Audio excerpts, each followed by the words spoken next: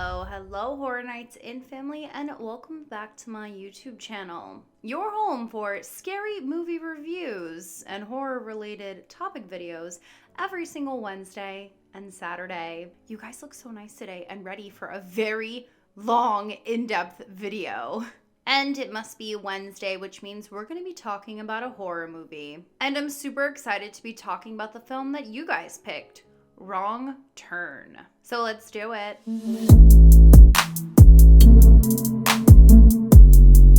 All right, horror fam, we are going to be talking about Wrong Turn. No, not that one, or that one, or that one. This one. Yes, the 2021 Wrong Turn. This is a viewer's choice pick, so thank you so much if you voted in the poll that I put up. If you missed it, don't worry, just make sure you subscribe to this channel and my polls will automatically show up in your YouTube feed. So in this video, I'm going to be doing an in-depth review of the film, and after, I'm going to be giving you my overall opinion, my favorite and least favorite characters, and of course, my favorite kills. I also want to talk about whether I think the Foundation is good or evil, so make sure to stick around until the end. There are timestamps as well if you want to skip to my overall opinion. Okay, so a quick summary of the film. We have a group of friends hiking the Appalachian Trail when they are confronted by the Foundation, who are a community of people who have lived in the woods for hundreds and hundreds of years. The film was also written by Alan B. McElroy, who wrote the original script of Wrong Turn. Warning, this video contains lots and lots of spoilers, so if you haven't watched this movie yet, I encourage you to go watch it and then come back. All right, let's get started. The film opens with the sound of nature and a nice burning warm fire. Ah, so pleasant, but not for long. So we first meet Scott Shaw, the anxious father, driving into the small Virginia town that is known for its hiking trails. So Scott is played by Matthew Modine, who you might know from The Dark Knight Rises and 47 Meters Down. He pulls up to the local police station and is showing the sheriff photos of his daughter, which we can obviously assume that she is missing. We are already getting the vibe that this is a very small town just chock full of Confederacy beliefs, but I digress. We learn that his daughter Jennifer was hiking 6 weeks earlier with a group of her friends, and the last time that her father heard from her was when she was in this town. And then we get that very blasé answer from the police officer who says how kids sometimes just don't pick up their phones and call home, and 9 times out of 10 the cops that say this in these films are wrong. After filing a missing persons report, Scott is now checking into a small bed and breakfast that the group also stayed in, and we learn that they didn't leave anything behind and that their car was gone. We also learn that the town is quiet, and we can also assume that people go missing all the time because no one was really quick to help Scott find his missing daughter and her friends. Basically, if anybody goes missing, they probably won't be found. Scott is now venturing around this town, asking people if they had seen his daughter. And this is where he meets the character Nate Rhodes, who I assume was Michael Rooker, but no, it was actually Tim Denzarn, who, fun fact, also played the local townie in The Cabin in the Woods. He asks Scott if he is missing something. And this is where we learn a little bit more about this particular hiking path where people go missing. We also get this nice little haunting tidbit from Nate, who says that in this neck of the woods, everything that nature catches, it gets eaten right down to the bone. Spooky. Scott then asks him if he has kids, to which he doesn't really reply. So we can assume that he probably doesn't have any offspring. Then we do a little time traveling to 6 weeks earlier, and we meet our group of 6 friends. Jennifer, her boyfriend Darius, Mila and her boyfriend Adam, and Gary and his boyfriend Louise. The group is driving and then they get a flat tire, and this is where we get a glimpse into something sinister. So Jennifer is now changing the tire. We get a little girl power moment, but we see that someone or something is watching them from the woods. The group then checks into the same bed and breakfast as we saw Scott did earlier, and the same innkeeper who warned Jennifer to stick to the trails because the land there can be unforgiving. We already know that they will definitely not stick to that marked path. The friends are now at a small local bar called the Deer and the Beer. I dig it. And we start to learn a little bit more about them. A little background, if you will. I also got my first distaste for the character of Adam, who is a little bit too entitled and judgmental for me. He voices his opinion about the town and the townspeople very loudly. And there we meet Nate again, who comes and confronts him. And we get the very iconic horror line that we get in a lot of our horror films about new people coming into a small local bar. Y'all ain't from around here, are ya? So we just keep hearing about all these dangerous things that keep happening in the nearby woods. And he does offer himself as a guide along with his buddies, which the friend group does decline. And of course, Adam decides to follow it up with another very disrespectful remark, which is funny considering the whole time that these kids are in this town up until now, no one has really bothered them about anything, like about their race or their sexual orientation. And Adam is stereotyping these men as driving a pickup truck and drinking moonshine. So Nate, overhearing this, retaliates, and honestly, as he should, for being young and most likely never worked a hard day in their lives. But this is where we learn a little bit more about the group. When Jennifer informs him that Darius, her boyfriend, runs a sustainable energy nonprofit, Mila is an oncologist, Adam's an app developer, and Gary and Louise own their own line of New York bistros. We also learn that Jennifer is educated with 2 masters, and also points out that the man, Nate, has some yellowing in his eyes, and asks Mila what that could be from. And she informs him that he might have liver problems and that he should see a doctor sooner than later. He then looks them all up and down and tells them to be safe and says, "Maybe I'll see you again." Spooky. Okay, I'll stop. The group then leaves the bar and is heading towards their car when they see a mysterious figure next to it. Adam, my favorite character, decides to throw a beer bottle at this person, nearly missing him, and then the figure disappears. In the next scene, we see that Jennifer is checking in with her father, and we also learn that she's a little lost in life. She's not really sure what she wants to do with it. We also get a little insight into Darius's nonprofit. He believes in a community where people are valued based upon their skills and their character, not their bank account or skin color. Everybody works and everybody shares. And as the two are about to go to sleep, we see a figure outside their window before the scene cuts. The next morning, Jennifer is up early to go running, and this is where she meets Edith and Ruthie. Edith is played by Daisy Head, who in my opinion is stunning. And funny enough, she is the daughter of Anthony Head, who was Giles in Buffy the Vampire Slayer, who obviously played in the show alongside Eliza Dushka, who was in the original Wrong Turn. So Edith is selling some homemade goods, like bracelets, to which Jennifer buys one. And Ruthie is a little girl who apparently really doesn't like talking to strangers. But Jennifer is kind to her with a little bit of a wave. The group is now off and hiking the Appalachian Trail and enjoying the nature and each other. We do see they are venturing a little bit off the trail, but they do find a cool waterfall and keep making their way to a really cool scenic overview of the entire land. Darius then tells the group they're going to be doing a little side trip. The group then descends off the trail and they're getting pretty deep into the woods now. Mila then slips and almost falls off the side of the trail, and this is when the group is starting to get a little tense because of the duration of this side trip. They then hear wood creaking and cracking around them, and we see this enormous log coming right for them. The group is now running down this huge hill. They're just tripping and falling all over the place, trying not to get smashed by the incoming log. But unfortunately, we get our first kill, which is death by log with Gary. The rest of them are very badly roughed up and cut from falling down the mountain, and Darius suffered a broken finger. We then get a really nasty, gnarly scene of Gary's head just being smooshed by this log. The group, of course, is now panicking, and Darius is trying to figure out what to do. Should have listened to Jennifer and stayed on the trail. And then, of course, we hear some thunder rumbling in the distance, and Jennifer then spots somebody at the top of the hill, but then when they all go to look, of course, the figure is not there. Mila then fixes Darius's broken finger as the group decides what to do next. Louise looks back at his dead boyfriend as the group ventures further into the woods. It is now dark, raining, and the group is just lost as F.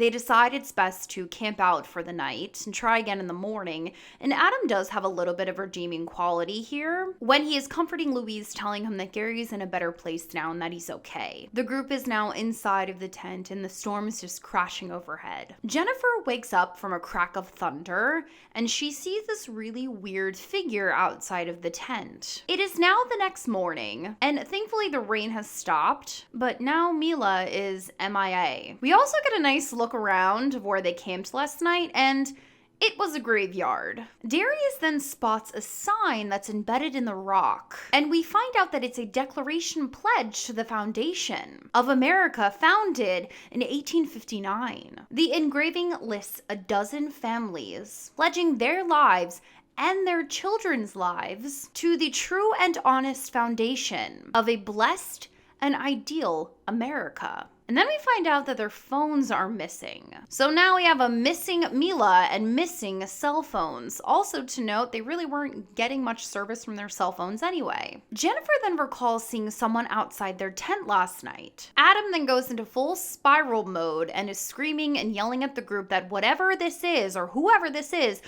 probably watching right now, and how they need to find his fiance. They all run into the woods and start calling Mila's name. And this is where Jennifer sees Ruthie, remember the little girl from earlier? Adam then spots Ruthie too and starts shouting at her. Ruthie then runs away, and of course, Adam chases after her, but he trips and falls. And Jennifer does this like little head nod to Ruthie, kind of like signaling her like, go, get out of here. But then we see like Darius comes into view and he starts running after her. But before we can see what happens to all of that, Adam realizes that his foot is caught in a chain, and he starts getting dragged, and he's dragged into a hole. The group then tries to call to Adam because they cannot see him, but they get no response. So the group then starts fighting again, and Jennifer tells them that they need to get off the mountain so that they can find help. She ties her flannel to a stick and they venture on forward. And then they spot an old rundown house that is just chock full of hiking equipment, like sunglasses, cell phones, backpacks, and then they hear footsteps. Also, finding the sunglasses is actually a callback to the original Wrong Turn when Eliza's character finds them. They then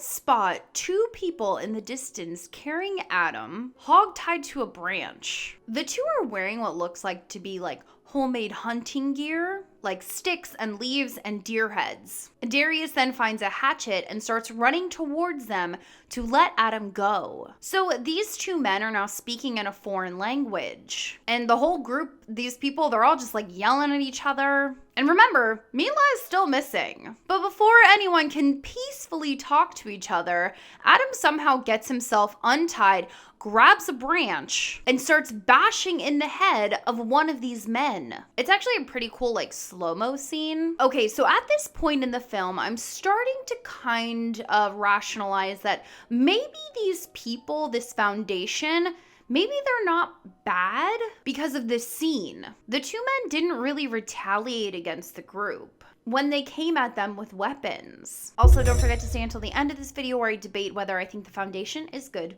or evil. So now we have this scene of this man whose head is just completely bashed in. Obviously, he's dead. And the other man that was with him has disappeared. Adam is telling the group he had to because they killed Mila, but oh snap, we see Mila is fine and alive right behind them. You couldn't have made yourself known earlier, girl? I mean, come on. So we find out that Mila had to pee and hide in the woods because she saw the two men. Case closed, a simple task of having to pee. The group is now realizing that Adam basically killed a man for no reason, and Darius is now the one to coin the line, "We have to get the fuck off this mountain." Adam is now brainwashing the group to lie about him beating a man to death, and then Darius also joins in and reminds the group of all the traps that they have encountered. And guys, at this point, I am kind of convinced the Foundation has those traps set out for animals and not humans. Then we get this odd tension and fight between Mila and Jennifer. It seemed very out of place considering we haven't sensed any friction between the two girls the entirety of the film. And listen, I get it. I am sure they're all extremely scared with the situation and not each other, but really? As the group is walking, Darius trips a homemade wire and a huge swinging tree stump with spikes comes swinging down and hits him right in the chest. But it seems to not have done too much damage as Mila dresses the wound. Oh, and now Mila and Jennifer are fine now. Moving on. The group is continuing to figure out where they are, and we see this person dressed in the hunting outfit come out from behind them and silently snatch Louise up. The group then hears footsteps around them, and we see the camouflage people literally come out of the ground. The group is now running, and Mila unfortunately trips in a hole filled with spikes. These people really love their spikes. So we see the spikes are just going in and out of her body, and Adam is clueless as to what to do. I mean, all of us would be at this point. Then Adam runs away. Then a Foundation person sees Mila in the pit and shoots an arrow through her head. Rest in peace, eye doctor. In the back of my head, I'm thinking mercy kill. Adam is now separated from Darius and Jennifer, and he trips over a tree wire being pulled by someone with very long fingernails. He then gets a bag thrown over his head and is dragged backwards. Darius and Jennifer are still running for their lives and now hiding in a rock, but they're surrounded. And we see a figure pop out from behind them and grab Jennifer's shoulder, so they take off running again. But then another hand comes down and literally snatches up Darius. Jennifer is just freaking out, as we all would be, and turns and is confronted with another Foundation resident, and she is smacked over the head. So we get a nice change of scenery in the next scene. And we're back with Scott, Jennifer's father, at home, and we meet her stepmom and half-brothers. Scott is leaving Jennifer a message because he hasn't heard from her in a couple of weeks, and we can gather that he is offering her a job with his company. The stepmom is also a little annoying, but let's move on. Back in the pits of the Foundation, we see that Jennifer is being held captive. We then see Edith is also part of the Foundation, which we could have figured out from the beginning. Jennifer is thrown a ladder and sees the rest of her friends also with their hands tied as she makes her way up. The Foundation puts burlap sacks over their heads and instructs them to walk. They come upon what looks like the Foundation's main living area, and essentially it's a group of people living off the land. The friend group is led into a very dark old house, and there we meet Venable, who we can all assume is the Foundation's leader. They're told to kneel in front of what looks like a homemade courtroom. They find out that they are on trial for murder, and Venable tells Jennifer that she is the only one who is allowed to speak. We already know where this is going, and my assumptions are right, and this group of people really are just wanting to live their lives off the grid. Well, maybe. We also backtrack a little, and we find out the Foundation was actually watching them from the beginning. So now one of the men is explaining how he and his brother were out hunting and came upon Adam in their trap hole, and they were trying to help him by bringing him back down the mountain to safety. But then, of course, we know what happens next when Adam attacked them and killed their brother. Jennifer tries to explain how they were scared because of the hunting attire the men were wearing, but Venable explains how all hunters try to mask their appearance from their prey and try to blend in with nature. Venable then asks Jennifer if Adam killed their brother, and she is warned to tell the truth. But, of course, she lies, and the Foundation isn't too happy about this as they present the group with their dead brother's body. Venable then asks the little girl Ruthie who killed their brother, and she points right at Adam. So at this point, I am all for the Foundation just giving the group the ultimate punishment because they are speaking facts. The group never met any of these people and just assumed that they were dangerous. Now listen, if I went out hiking and I saw someone dressed like this, I would probably freak out. But I also don't like going hunting, and if I did go hiking, you best believe I ain't going off the trail, especially after seeing this movie. Venable then finds Adam guilty of murder and sentences Adam to death. Adam isn't too pleased and is able to get out of his ropes. He grabs a knife and grabs Ruthie and is basically telling them to let them go, which is silly because there's like 4 of them and 20 of the others. Adam then decides to sprinkle on a little more insults to the Foundation, but Venable is sort of like, no, you're kind of a little bitch, and Ruthie stabs him in the leg with her little knife. Oh, and apparently the rest of the group is sentenced to darkness for bearing false witness, which is pretty gnarly, so just wait. So now we see Adam is tied to a board with the three watching what happens next. Remember, Adam's sentence is murder. So in this land, the Foundation believes an eye for an eye, and well, they actually have the murder weapon used against their brother to kill Adam. Jennifer then tries to reason with Venable and calls this whole thing barbaric, which is followed up with probably my favorite scene of the film when Venable explains to them that his community is built by them, where everyone works, everyone contributes, and there is peace. Now, if you recall from an earlier scene, this community is exactly what Darius is trying to achieve with his nonprofit, so keep that in mind. Then, after his speech, Venable smashes in Adam's head. Good riddance. Okay, so now we get to see the fate of the others. Darkness. Here, they will see no evil, speak no evil, and hear no evil. Louise isn't really into this plan, so he tries to run but gets a knife to his back and a hot metal poker into his eyes and mouth and is shoved into the pit of darkness. Okay, so this next scene is interesting because Jennifer is able to bargain herself and Darius to avoid the sentence of darkness. Darius can help with the ecosystem of their community, and Jennifer, well, she's young and healthy and can provide herself to have little Foundation babies. Venable then tells the two of them that if they decide to run away, they will be killed and they need to contribute, or else they will end up in darkness. Then we get this kind of a cool scene between Darius and the other Foundation members when they take off their head coverings and hand him a knife and call him friend. Edith then leads Jennifer to a house and we see that she will be the wife of Venable.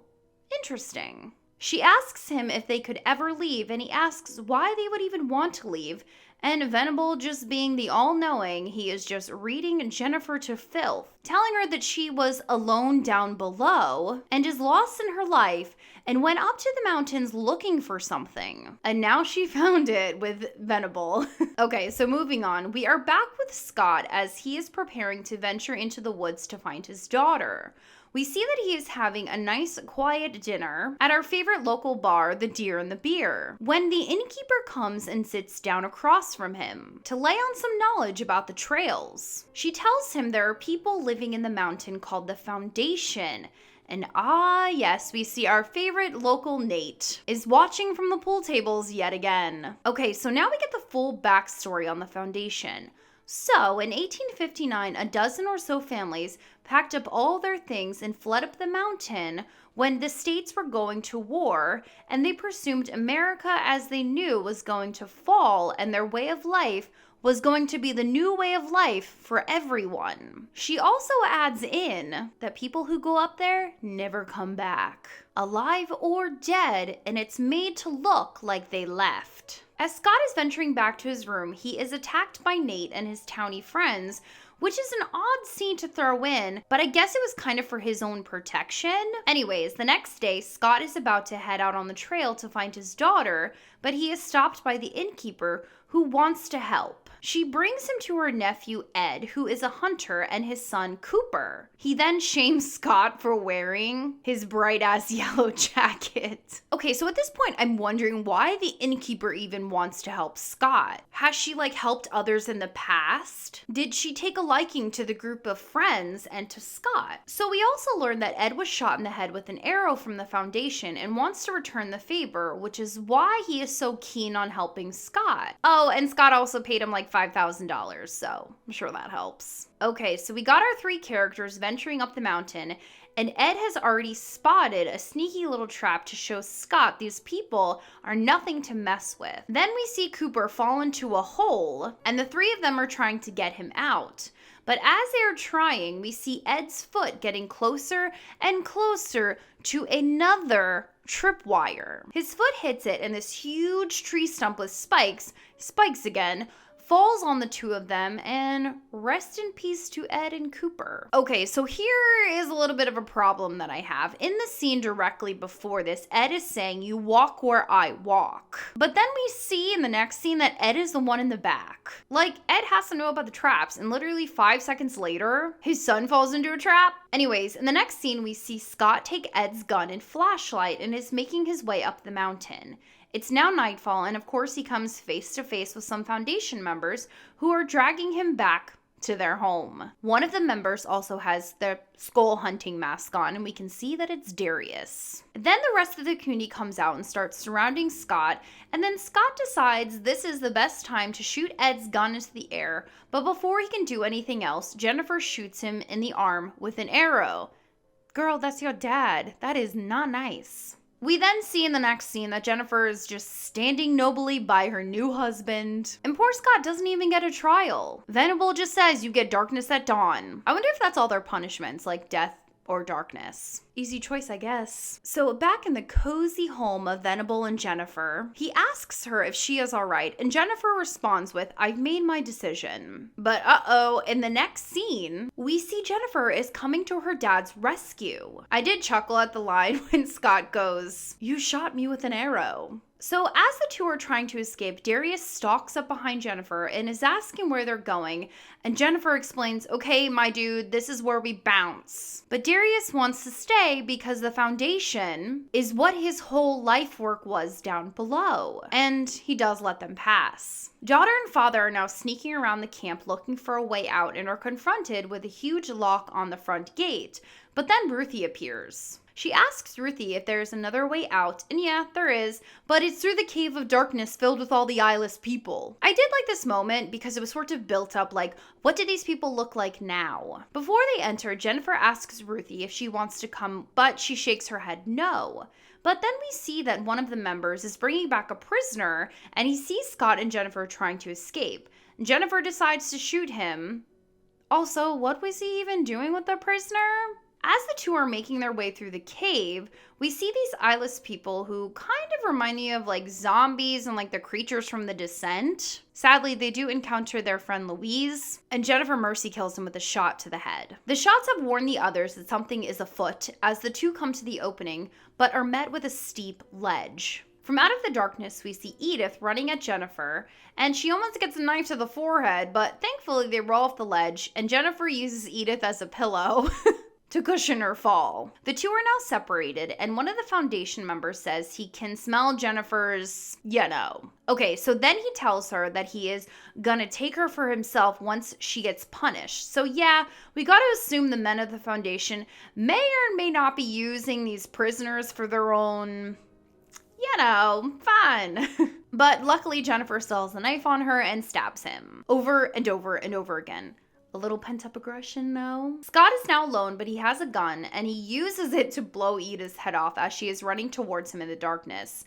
Okay, now she is dead. The two have a little moment of bonding, and Jennifer tells her father that only the next choice matters, and that's how she's been able to pretty much survive the whole time that she's been on this mountain. The two are almost then chopped in half, but Jennifer uses her new bow and arrow skills, and she kills another Foundation member. So they are now in the middle of the woods having no idea where to go, and then we see like flashlights light up all around them, and oh man, it's Nate and his townie friends who are there to help. Then we get a funny but like weird callback to the beginning of the film where Nate tells Jennifer the yellowing in his eyes are actually from liver problems. Then he turns to Scott and says he doesn't have any kids, which is also a callback to another scene. And we find out that Nate has lost a nephew in the woods 6 years ago, and he never found a body, and he has a severe distaste for the Foundation. The townies then offer to help, but not before the Foundation takes one last stab at them. But thankfully the townies have guns, and Scott throws an axe into the back of one of the Foundation members with a meaty thud. We then hear Venable yelling for Jennifer,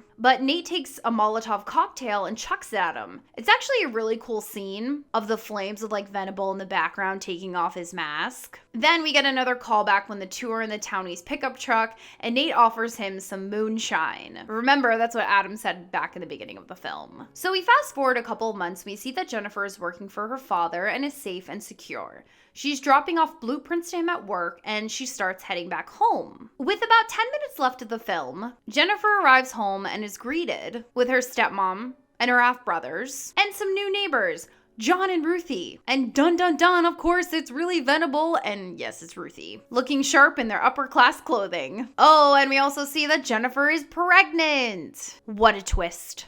Jennifer then excuses herself to go barf, and after she does, she goes into her bedroom and retrieves her handy-dandy hunting knives and tells Venable to beat it. But he doesn't like that. Pregnant Jennifer then jumps onto the dining room table and throws a knife at her baby daddy's head and misses. So Venable grabs the knife and stabs her stepmom, then slits the half-brothers' throats. But Jennifer is able to get back up and stab Venable in the back of his head. But then we hear her stepmom say, "Jennifer, what are you doing?" With a super creepy scene, might I add, and we snap back to reality and everybody is still alive. Jennifer then tells her family to excuse them, and the two new parents have a little heart-to-heart, and she tells Venable to leave her family alone, and she promises to come with him back up the mountain. We then get this slow-mo scene of the three of them walking towards an RV to bring them back home, while other members of the Foundation are there to greet them. The RV pulls off and heads down the street, but we watch as the RV swerves and crashes into a parked car. And pregnant Jennifer comes wheeling out and starts stabbing the Foundation members right in the middle of the suburban neighborhood. So now Jennifer and Ruthie are walking hand in hand back home and the film ends. We also get that creepy rendition of This Land Is Your Land song that we heard in the trailers. Okay, so let's get into my overall opinion, the characters, my favorite kills, and if I think the Foundation is good or evil. Did I like it? Yes, I did. I like that it was different from the other ones in the Wrong Turn universe. I kind of like that it also made these backwoods communities not like the inbred cannibals that we're so used to seeing. It was really long though, but I did feel the scenes were good and the film lives up to its name. The kids did make their own wrong turn by going off the trail after being warned about it by the townspeople. Also, I think the film was a bit longer than your normal like run-of-the-mill horror film because the filmmakers wanted us to get to know the characters and like feel the character's pain when one of their friends was killed. Instead of jumping right into the next scene, the director himself said he wanted to pay tribute to the characters that were created. But then we get like that fake ending and then we get the real ending. Listen, I liked it, but it was very long. And considering the timestamp of this video right now, you're probably feeling the same way.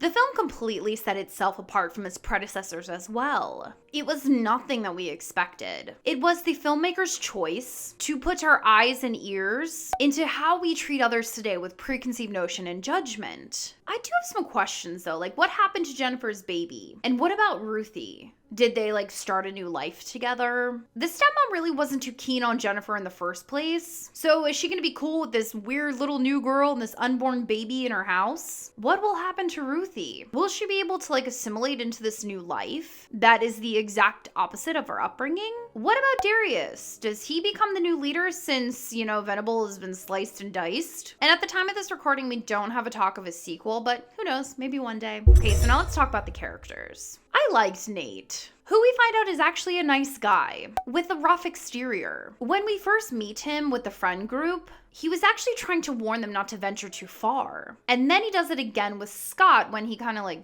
beats the crap out of him.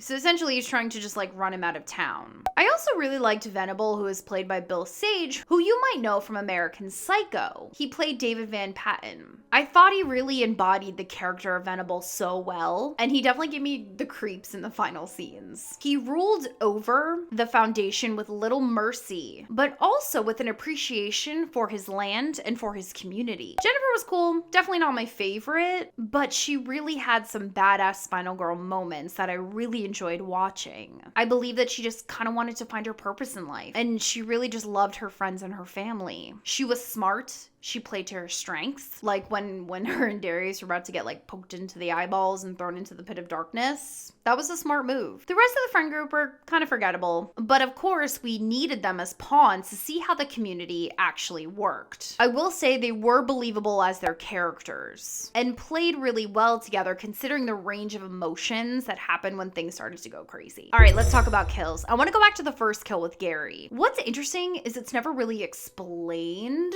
All the traps that we see, we were told the Foundation had them for capturing animals, but like, where did the log come from? Did the Foundation push it hoping to kill these trespassers? Wouldn't that go against this whole like our traps are for the animals thing? Maybe the Foundation is out here taking any and all prisoners they can find, even if they're like on the trail. Anyways, the log scene was really cool, and the whole scene like shot, like that was really, really awesome. My next favorite kill is probably Adam because he was so annoying and entitled. Yes, he had some redeeming qualities when his friends were in pain, but other than that, I wasn't really too sad to see him go. He also left his poor fiancée Mila in the hole with all the spikes. And even though this next kill really isn't a kill, it's very haunting and very creepy. The whole way this Foundation sent people into darkness by like poking out their eyes and their tongue, like that was super jarring, and even more so when we got to see them later in the film. My last favorite kill was probably Edith. Even though it was an American way with a gun, the special effects are really, really, really well done. Okay, so do I think the Foundation is good or evil? Guys, I don't know.